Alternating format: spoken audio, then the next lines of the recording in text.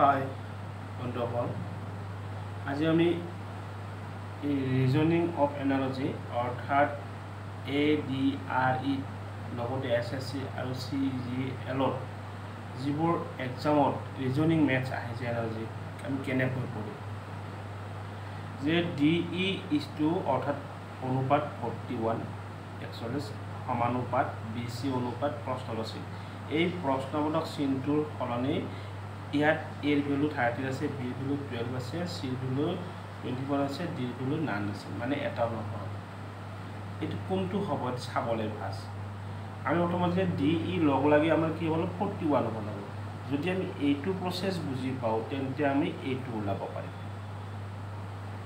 Okay, এতিয়া যদি আমি কৰিব লগা হয় যে এইটো কি আছে DE ন, DE বুলি ক'লে D, এইটো হ'ল D।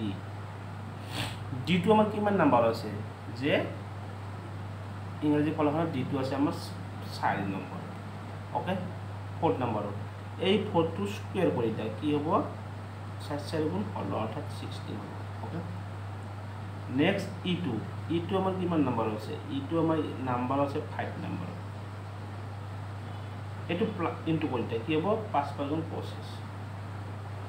ওকে, এই দুটা প্লাস করা 6 5 11 এর 1 থেকে 3 4 41 41 হয়।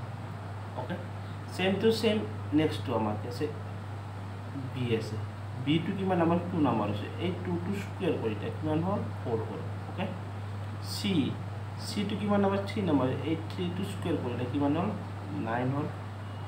এই দুটা যোগ কৰি 9 4 13 আর 13 কোন আছে 8 আছে, 8 আছে, ইয়াত কি হ'ব আমাৰ 13 টো হ'ব। যদি আমি এনেধৰণে ম্যাথছটো সলভ কৰোঁ তেতিয়াহ'লে আমি 2 নম্বৰ নিশ্চয় ল'ব পাৰিম। Thank U.